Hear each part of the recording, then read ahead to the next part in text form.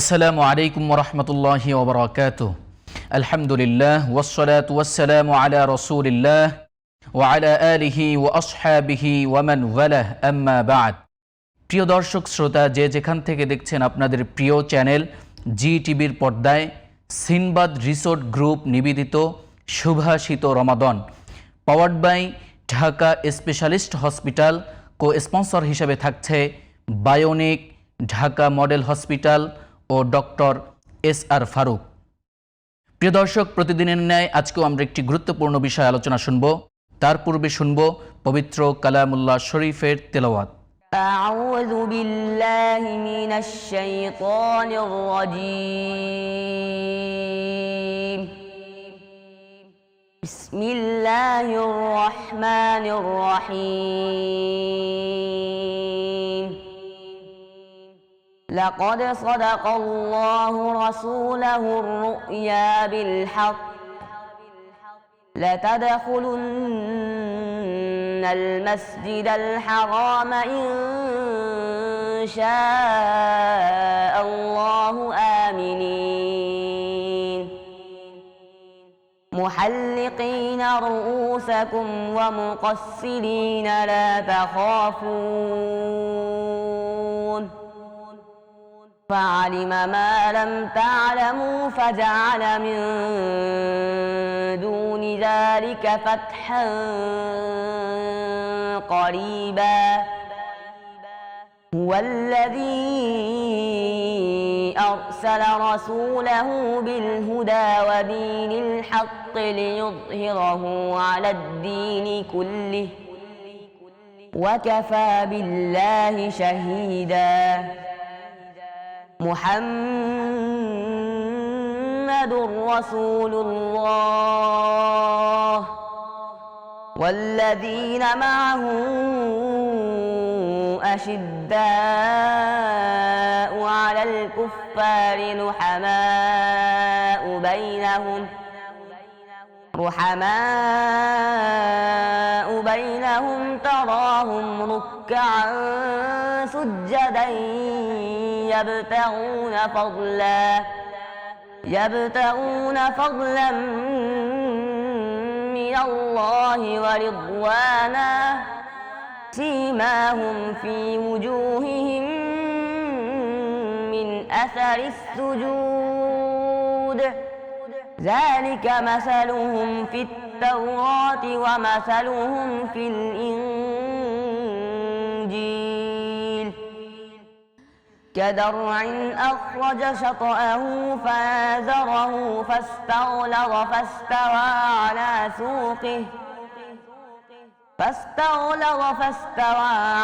سوقه يعجب الزراع ليغيظ بهم الكفار وعد الله الذين آمنوا وعملوا الصالحات منهم مغفرة وأجرا عظيما صدق الله العظيم। প্রিয় দর্শক, এতক্ষণ শুনছিলেন সুললিত কণ্ঠে পবিত্র কালামুল্লাহ শরীফের তেলাওয়াত। এ পর্যায়ে আমরা আমাদের বিজ্ঞ আলোচকদের সাথে পরিচিত হয়ে নেব। আমার ডান পাশে রয়েছেন হযরত মাওলানা বাইজিদ হোসাইন সালেহ, খতিব, মাইনুদ্দিন চিশতি রহমতুল্লাহি আলাইহি, জামে মসজিদ, জুরাইন, ঢাকা। আসসালামু আলাইকুম ওয়া রাহমাতুল্লাহি ওয়া বারাকাতুহু। প্রিয় দর্শক, আমাদের মাঝে রয়েছেন বাংলাদেশের বিখ্যাত একজন আলোচক, মিডিয়া ব্যক্তিত্ব, করুণা মুকামিয়া কামিল মাদ্রাসার সম্মানিত প্রভাষক হযরত মাওলানা মুফতি আব্দুল আলিম হাফিজাহুল্লাহ। আসসালামু আলাইকুম রহমতুল্লাহ তাআলা ওয়া বারাকাতুহু। প্রিয় দর্শক, আজকে আমরা শুনব তাকওয়ার গুরুত্ব ও তাৎপর্য। এই সিয়াম, রমাদান, সিয়াম হচ্ছে তাকওয়া অবলম্বনের একটি মাধ্যম তথা কোরআনুল আযীমের ভিতরে আল্লাহ পাক স্পষ্ট ভাষায় বলেছেন, ইয়া আইয়ুহাল্লাযীনা আমানু কুতিবা আলাইকুমুস সিয়াম কামা কুতিবা আলাল্লাযীনা মিন ক্বাবলিকুম লাআল্লাকুম তাত্তাকুন। হে ঈমানদারেরা, তোমাদের উপরে রোজাকে ফরজ করা হয়েছে যেভাবে ফরজ করা হয়েছিল তোমাদের পূর্ববর্তী লোকদের প্রতি, এজন্য যে যাতে করে তোমরা তাকওয়া অবলম্বন করতে পারো, মুত্তাকি হতে পারো। এই গুরুত্বপূর্ণ বিষয়ে আলোচনা শুনবার জন্য আমি ফিরে যাচ্ছি হযরত মাওলানা বাইজিদ হোসেন সালেহ হাফিজাহুল্লাহ আপনার কাছে। জি শাইখ, আপনি আমাদেরকে বলবেন যে তাকওয়ার কি কি গুরুত্ব রয়েছে এবং রমজান মাসে আমরা কিভাবে তাকওয়া অবলম্বন করতে পারি? তাকওয়া, আসলে তাকওয়ার কোনো বিকল্প নেই। আমি যদি একেবারে সহজে বলি, নতুন জামাই যদি শ্বশুর বাড়িতে যায়, শ্বশুর বাড়িতে যাওয়ার কারণে তাকে আদর আপ্যায়ন করা হয়, আপনার অনেক পিঠা দেওয়া হয়, বিভিন্ন ধরনের ফল দেওয়া হয়, দেখতে খুব সুন্দর দেখা যায় নতুন জামাই এসেছে। তো আল্লাহ সুবহানাহু ওয়া তাআলা গোটা কোরআনটাকে সাজিয়েছেন এই তাকওয়া দিয়ে, অর্থাৎ তাকওয়ার কোনো বিকল্প নেই। তাকওয়া শব্দের অর্থটা কি? আমি একেবারে সহজে বলবো, বেঁচে থাকা, বিরত থাকা। কি থেকে বেঁচে থাকবো? গুনাহ থেকে, অন্যায় থেকে, পাপ থেকে। রোজা রেখেছি, রোজা আল্লাহর দরবারে কবুল করার জন্য আমাকে ফাহিশা কাজ, ফাহিশা কথা থেকে বেঁচে থাকতে হবে। মিথ্যা কথা বলা যাবে না, মিথ্যা আচারের সাথে সংশ্লিষ্ট থাকা যাবে না। আল্লাহ রাসূল বলছেন, মাল্লাম ইয়াদা কাওলা যুর ওয়াল আমালা বিহি ফালাইসা লিল্লাহি হাজা। যে ব্যক্তি রোজা রেখে মিথ্যা কথা, মিথ্যা আচরণ পরিহার করতে পারলো না, তার কোনো রোজার আল্লাহর প্রয়োজন নেই। কেউ ঝগড়া করলো, গালি দিল, আমি ধৈর্য ধরবো, আল্লাহর জন্য আমি সহ্য করব, আমি গালির কোনো জবাব দিব না, আমি বলবো ইন্নী ইমরুন সাইম। তাকওয়া যার ভিতরে নেই, সে কিন্তু প্রকৃত মুমিন না, প্রকৃত মুসলমান না। এজন্য আল্লাহ রাব্বুল আলামিন সব দেখেন, সব আল্লাহ জানেন। আল্লাহর এক বুজুর্গ লোক, তার ভক্ত দুইজন লোক ছিল, তাকে বলছিল একটা মুরগি দিয়ে, তোমাকে একটা মুরগি দিলাম, তুমি জবাই করে আনবে এমন জায়গা থেকে যেখানে আল্লাহ দেখেন না। দুইজনকে দুইটা দিল, একজনে তো জবাই করে আনছে, আমি ওই জঙ্গলের কিনারে গিয়ে এমন জায়গায় জবাই করে আনছি, আল্লাহ দেখেন না। আরেকজন এনে যেই জীবন্ত মুরগি দিয়েছিল সেটা নিয়ে এসে বলছে, নেন, জবাই করলা না কেন? আমি কোথায় যাব? আমার আল্লাহ তো আমাকে সব জায়গায় দেখতেছেন, আমার আল্লাহ আমাকে সব জায়গায় দেখেন, জানেন, সব কিছু শোনেন। আমিরুল মুমিনিন খলিফাতুল মুসলিমিন দেখার জন্য বের হলেন আমার প্রজাদের অবস্থা কি। গিয়ে দেখেন ছাগল বকরি চড়াচ্ছে এক রাখাল। রাখালকে পরীক্ষা করার জন্য বললেন, রাখাল, আমি তো ক্ষুধার্ত, পিপাসার্ত, আমাকে তুমি একটু দুধ দহন করে দাও, আমি একটু পান করি। বলছে, না, আপনাকে দুধ দহন করে দেব, আপনাকে আমি চিনি না, আর এই রাখাল, এই বকরিগুলার মালিক তো আমি না, আমি মালিকের কর্মচারী, আমি চাকরি করি, আমি আপনাকে দিতে পারবো না। আমিরুল মুমিনিন আরেকটা টোপ দিলেন, দেখি টোপে কাজ হয় কিনা। আমাদের তো 500 টাকা দিলেই ইমানটা বিক্রি হয়ে যায়।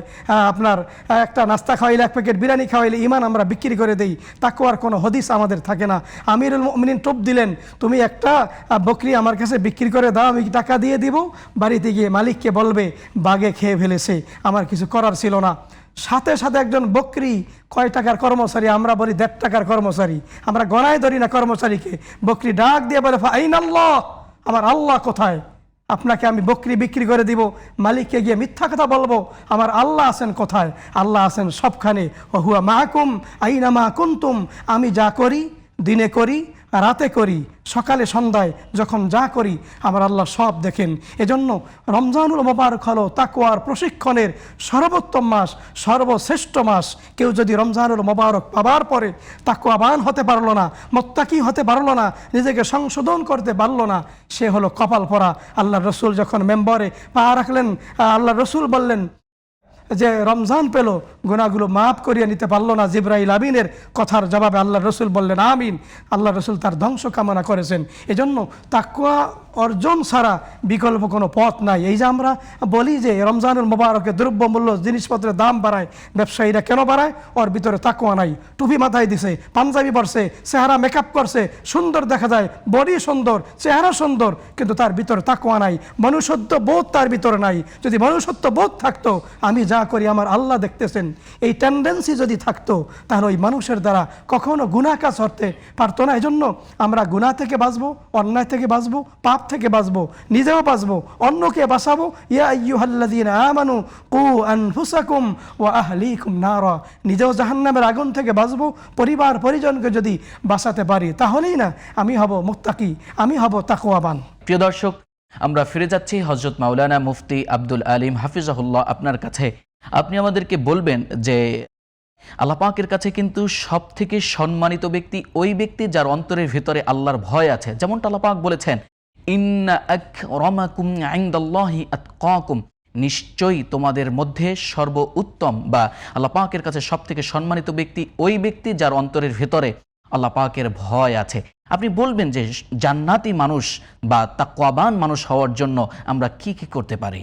আল্লাহ রাব্বুল আলামিন পবিত্র কোরআনুল হাকিমে বলেন, ইয়া আইয়ুহাল্লাযীনা আমানুত্তাকুল্লাহ ওয়া কুনু মাআস সাদিকিন। প্রথমে আল্লাহ তাআলা বলতেছেন ইয়া আইয়ুহাল্লাযীনা আমানুত্তাকা, যারা মুমিন, যারা আল্লাহকে বিশ্বাস করে, এক আল্লাহকে বিশ্বাস করে, নবীকে নেতা হিসাবে, সৈয়দ বা সর্দার হিসেবে মেনে নিয়েছে, তাদেরকে আল্লাহ দাওয়াত দিয়েছেন যে যারা আমাকে বিশ্বাস করো, নবীকে মেনে সব কিছু মানো, ইসলামের বিধিবিধান A to Z, তারা আল্লাহকে ভয় করো। তাদেরকে আল্লাহ বলতেছেন তোমরা আমাকে ভয় করো, অর্থাৎ তাকওয়া অর্থ বেঁচে থাকা, বিরত থাকা, অর্থাৎ গুনাহ থেকে অথবা আল্লাহর নিষিদ্ধ কার্যাবলী থেকে নিজেকে বিরত রাখা এবং আল্লাহকে ভয় করা। আল্লামা জামাকশারি রহমতুল্লাহ আলাই তিনি তাকওয়ার কয়েকটি ব্যাখ্যা দিয়েছেন। এক নম্বর হচ্ছে যে তাকওয়া এর প্রথম হচ্ছে যে আল্লাহ যে সকল শরীরে অঙ্গ প্রত্যঙ্গ থেকে গুনাহ হয়, এ সকল অঙ্গ প্রত্যঙ্গগুলোকে আল্লাহর নিষিদ্ধ কার্যাবলী থেকে গুটিয়ে রাখা। তো আমরা যদি দেখি হযরত ওমর রাদিয়াল্লাহু তাআলা আনহুর সময়, হযরত ওমর রাদিয়াল্লাহু তাআলা আনহু অর্ধ পৃথিবীর শাসক ছিলেন। তিনি রাতের বেলা ঘুরে বেড়াতেন।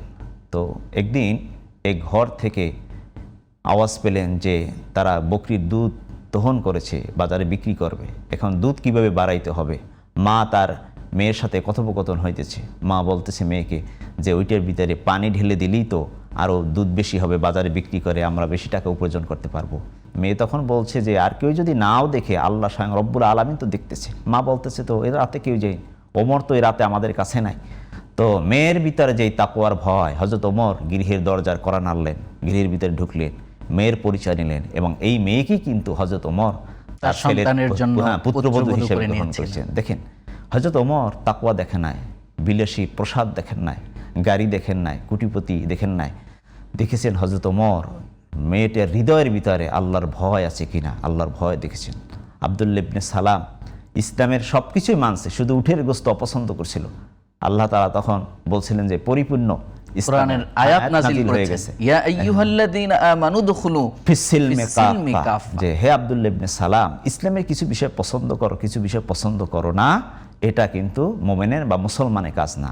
সে তখন পরিপূর্ণ প্রবেশ করলেন এবং আল্লাহর বিধিবিধান মানলেন। শুধু এখানেই না, আমরা যদি দেখি তাকওয়া, এই তাকওয়া যদি অন্য জায়গায় আমরা খুঁজি যে তাকওয়া কিভাবে অর্জন হবে, আল্লাহ তাআলা বলে দিয়েছেন কোরআনে যে তাকওয়া কেমনে অর্জন করবা, কুনু মা'আস সাদিকিন, তোমাদের সমাজে যারা সত্য কথা বলে, সত্য পথে চলে, সত্য সাক্ষী দেয়, এই সকল মানুষের সাথে যদি তোমরা চলাফেরা করো তাহলে তোমাদের ভিতরে তাকওয়া অর্জন হবে। শুধু আল্লাহ যে শুধু মোমেনদেরকে দাওয়াত দিচ্ছে তাকওয়ার, তা না, নবীদেরকেও কিন্তু নবীকেও বলছে ইয়া আইয়ুহান নাবী ইত্তাকিল্লাহ, হে নবী আপনি আল্লাহকে ভয় করুন।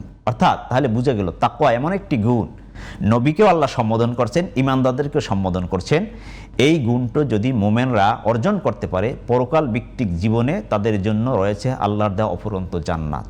আমি ফিরে যাচ্ছি মাওলানা বাইজিদ হোসেন সালেহ হাফিজাহুল্লাহ আপনার কাছে। যে শায়েখ আপনি আমাদেরকে বলবেন যে আমরা কি কি বিষয়ের মাধ্যমে এই তাকওয়া অবলম্বন করতে পারি।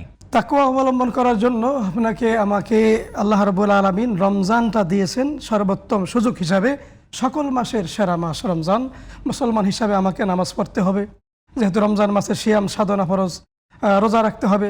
কোরআনুল কারীম আমাদেরকে বিশুদ্ধভাবে অবশ্যই শিখতে হবে। আমরা এখান থেকে অনেক পিছিয়ে, শতকরা 92% মুসলমানের দেশে 30% লোকও কিন্তু কোরআন শরীফ বিশুদ্ধভাবে পড়তে পারে না। আমাদের তাইলে পরিবর্তনটা হবে কিভাবে? আমরা দুনিয়ার সব পারি, অথচ কোরআনুল কারীম আমরা পড়তে পারি না। কোরআনুল কারীম যে তেলাওয়াত করে সে তো আল্লাহর সাথে সরাসরি কথা বলে। আমি তাকওয়ার দাবি হলো আমি হারাম বর্জন করব, হালাল আমি খাবো। তাকওয়ার দাবি হলো মিথ্যা কথা বলবো না, প্রতারণা করব না। তাকওয়ার দাবি হলো মা বাবার খেদমত করব। আমি হজ করি, যাকাত দেই, নামাজ পড়ি, কপালে আমার দাগ পড়ে গেছে, অথচ পিতামাতার আমি কোনো খোঁজ নেই না। আমাদের এই এবাদত আমাকে মুত্তাকি বানাবে না। তাকওয়াবান হওয়ার পথে বিরাট অন্তরায় হবে। আর তাকওয়ার বিষয়টা এটা আপনার চেহারা সুরতে না। আমি অনেক সুন্দর পোশাক পরলাম, আতর মাখলাম, সেন্ট লাগাইলাম, অনেক সুন্দর চেহারা, অনেক টাকা পয়সা আমার আছে, তাকওয়াবান না। তাকওয়াটা আত্তাকওয়া হাহুনা, আত্তাকওয়া হাহুনা, আত্তাকওয়া হাহুনা ওয়া ইউশিরু ইলা সাদরিহি বিহাসবি ইমরিইম মিনাশ শাররি আইয়ু হাক্কির আখাহুল মুসলিম। আল্লাহর রাসূল আঙ্গুল দিয়ে দেখিয়েছেন তাকওয়া হলো এখানে, তাকওয়া হলো এখানে 3 বার বলেছে। এরপর আল্লাহর রাসূল বলেছেন মুসলিম শরীফে লম্বা হাদিস, ইন্নাল্লাহা লা ইয়ানজুরু ইলা আজসাদিকুম ওয়ালা ইলা সুওয়ারিকুম ওয়ালাকিন ইয়ানজুরু ইলা কুলুবিকুম ওয়া আমালিকুম। আল্লাহ তোমার চেহারা দেখেন না, আল্লাহ তোমার স্বাস্থ্য দেখবেন না, আল্লাহ দেখবেন অন্তর, আল্লাহ দেখবেন আমল। আর এই অন্তর আমল ভালো হওয়ার কারণে ইসলামের প্রথম মুয়াজ্জিন বেলাল পাতিলের তলার চেয়েও চেহারা ছিল কালো। কিন্তু বেলাল মসজিদে নববীতে যখন আজান দিতেন, আল্লাহ সুবহানাহু ওয়া তাআলা আরশে আজিমে ফেরেশতাদেরকে নিয়ে আজানের জবাব দিতেন। বেলাল যদি আজান না দিতেন, সে আজান আরশে আজিমে পৌঁছতো না। আল্লাহ রসুল মেরাজের রাতে যখন জান্নাত ভ্রমণ করতেছিলেন, আল্লাহ রসুল তার সামনে দিয়ে বেলালের পায়ের আওয়াজ পেলেন। জিবরাইল আমিনকে জিজ্ঞেস করলেন, জিবরাইল পায়ের আওয়াজ পাচ্ছি তো, বেলালের শব্দ, বেলাল কি চলে আসছে? জিবরাইল বললেন, না, বেলাল তো মক্কায় আছে, ইয়ামশি আলাল আরদে মক্কা, মক্কায় আছে, কিন্তু তার এই পায়ের আওয়াজটা জান্নাতে চলে আসছে। তাকওয়াবান তো সেই, এজন্য আমার সব কিছু আল্লাহ দেখেন। কোরআনুল কারীমে আল্লাহ সুবহানাহু ওয়া তাআলা বারবার বলেছেন তাকওয়া মুত্তাকি হওয়ার জন্য, আমাইয়াত্তাকিল্লাহা ইয়াজআল লাহু মাখরাজা ওয়া ইয়ারযুকুহু মিন হাইসু লা ইয়াহতাসিব। তাকওয়াবান ব্যক্তিকেই তো আল্লাহ ভালোবাসেন। এজন্য রমজানুল মুবারকের এই সুবর্ণ সুযোগ, সাহারি আমরা গ্রহণ করেছি। রমজানে পরে তো আর সাহারি আমরা খাবো না। এই তাহাজ্জুদ নামাজ পড়ার যে একটা অভ্যাস, এটা আমরা রমজান থেকে করতে পারি। দান সদকা করব, এই যে এইটা সবরের মাস, ধৈর্যের মাস। একজন মুত্তাকি অবশ্যই সে ধৈর্য ধরবে। অসবরু সাওয়াবুল জান্নাহ, ধৈর্যের পুরস্কার হলো আল্লাহ জান্নাত। আর রোজাদারের পুরস্কার তো আল্লাহ রাব্বুল আলামিন নিজে দিবেন। কোন রোজাদার? যেই রোজাদার আল্লাহর জন্য রোজা রাখে।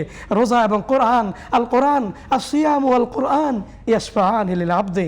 কোরআন এবং সিয়াম আল্লাহর কাছে কিয়ামতের ময়দানে সুপারিশ করবে। আল্লাহ সারাদিন রোজা রেখেছে, খায় নাই, কামনা বাসনা পরিহার করে আপনার জন্য রোজা রাখছে। আল্লাহ, রোজাদারের পক্ষে আপনার কাছে আমি সুপারিশ করছি, আপনি তাকে মাফ করে দেন। আল্লাহ বলবেন, হে রোজা, তুমি সুপারিশ করেছো, আমি তোমার সুপারিশ গ্রহণ করে তাকে আমি মাফ করে দিলাম। কোরআন বলবে, রব্বি ইন্নী ইমরাতুন নাউম বিল্লাইল ফাশাফিআনি ফি। আল্লাহ কোরআন তেলাওয়াত করেছে, বিশাখাত তারাবিতে তেলাওয়াত শুনেছে, তাহাজ্জুদ পড়েছে, রাত্র আরো ইবাদত করেছে। আল্লাহ তাকে আপনি মাফ করেন, আল্লাহ মাফ করে দিবেন। এজন্য মুত্তাকি হওয়ার যেই প্রশিক্ষণ, শিক্ষা, দীক্ষা আমরা যদি রমজান থেকে নিতে না পারি, তাহলে আর তো জীবনে এমন সুযোগ হবে না। আর এই রমজান আগামী বছর পাবো কিনা জানি না। এজন্য আমাদেরকে রমজান থেকেই মুত্তাকি হওয়ার প্রশিক্ষণ নিতে হবে, আমলের মাধ্যমে, সহবতে সালেহিনের মাধ্যমে। জি মোহতারাম, আপনাকে অসংখ্য ধন্যবাদ। প্রিয় দর্শক, আমরা ফিরে যাচ্ছি হযরত মাওলানা মুফতি আব্দুল আলিম হাফিজাহুল্লাহ আপনার কাছে। আপনি আমাদেরকে বলবেন, এই যে তাকওয়া অবলম্বন করলে পরে আল্লাহ পাক আমাদেরকে কি কি পুরস্কার দেবেন? জি মোহতারাম, আল্লাহ রাব্বুল আলামিন পবিত্র কোরআনুল হাকিমে বলেন, কুল ইন্না সলাতি ওয়া নুসুকি ওয়া মাহইয়ায়া ওয়া মামাতি লিল্লাহি রাব্বিল আলামিন। আমার নামাজ, আমার রোজা, আমার সিয়াম, আমার কোরআন তেলাওয়াত, আমার যাকাত, সব কিছুই আবার হতে হবে রব্বুল আলামিনের জন্য। আর তাকওয়া যদি অর্জন করি, আগে জানতে হবে তাকওয়া অর্জন কিভাবে করতে হবে। আর তাকওয়া অর্জন করতে পারলে তার পুরস্কার হচ্ছে জান্নাত। কিন্তু রব্বুল আলামিন তাকওয়ার কথা বলেছেন। তাকওয়া অর্জন করার প্রথম উপায় হচ্ছে, প্রথম আমাদেরকে আল্লাহ তাআলার প্রতি ঈমান আনা, এক আল্লাহর প্রতি কালেমা লা ইলাহা ইল্লাল্লাহু মুহাম্মাদুর রাসূলুল্লাহ, মান ক্বালা লা ইলাহা ইল্লাল্লাহ ফাদাখালাল জান্নাহ। নবীজি বলেছেন যে ঈমান এবং ইয়াকিন নিয়ে কালেমা পড়বে, সে জান্নাতে যাবে। ঈমান আনতে হবে। 2 নম্বর হচ্ছে যে ধৈর্যের মাধ্যমে তাকওয়া অর্জন করতে হবে। কারণ আমাদের পয়গাম্বার, আমাদের আকাবির, সাহাবায়ে কেরাম সকলেই ধৈর্যের বিশাল পরীক্ষা দিয়েছেন। ক্ষুধার্ত থাকা অবস্থায় আল্লাহ তাআলা তাদের পরীক্ষা নিয়েছেন যে ঈমান কতক্ষণ ঈমানের রাস্তায় টিকে থাকে। আশাদ্দুন নাসে বালা আল আম্বিয়া সুম্মাল আমসাল ফাল আমসাল। নবীজি বলেছেন, পৃথিবীর ভিতরে সবচেয়ে বিপদগ্রস্ত হয়েছে নবীরা, আম্বিয়ারা, তারপর হচ্ছে তার পরবর্তী লোক, তারপর হচ্ছে তার পরবর্তী লোকেরা। তো তারা বিপদগ্রস্ত হয়েছে, আবার তারা, আল্লাহ তাআলা বলছেন ইন্নাল্লাহা মা'আস সাবিরিন, আর তারা বিপদগ্রস্ত অবস্থায় আল্লাহর প্রতি সবর করেছে, ধৈর্য ধারণ করেছে। এই ধৈর্যের মাধ্যমেই আল্লাহ তাআলার মহাপুরস্কার তারা তাকওয়া অর্জন করেছে। জি শাহেক, আপনাদের দুজনকেই ধন্যবাদ জানাচ্ছি আমাদের স্টুডিওতে সময় দেওয়ার জন্য। আপনাকে অসংখ্য ধন্যবাদ। প্রিয় দর্শক, আপনারা দেখছিলেন সিনবাদ রিসোর্ট গ্রুপ নিবেদিত সুভাষিত Ramadan, powered by Dhaka specialist hospital. ও স্পন্সর হিসেবে থাকছে বায়োনিক, ঢাকা মডেল হসপিটাল ও ডক্টর SR ফারুক। প্রিয় দর্শক, প্রতিদিন এই সময় আবার আপনাদের সাথে দেখা হবে, সাক্ষাৎ হবে। সে পর্যন্ত সুস্থ থাকুন, ভালো থাকুন। একটি নাশিস শুনতে শুনতে আজকের মতন বিদায় নিচ্ছে। আল্লাহ হাফেজ। আসসালামু আলাইকুম ওয়া রাহমাতুল্লাহি ওয়া বারাকাতুহু। যে কোনো কাজ করো না ভাই, যে কোনো কাজ করো, তা যেন হয় সবার চেয়ে সবচেয়ে সুন্দর। যে কোনো কাজ করো না ভাই, যে কোনো কাজ করো, তা যেন হয় সবার চেয়ে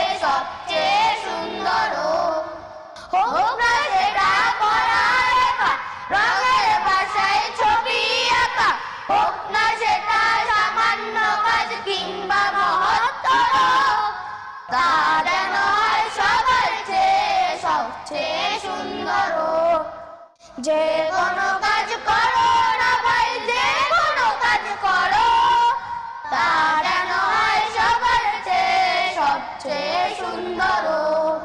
হোক না সেটা চড়োই মাটি, খেলা নিয়ে মাতামাতি, হোক না সেটা কাপড় কাচা বাজার করাই ধরো, তা যেন হয় সবার চেয়ে সবচেয়ে সুন্দর।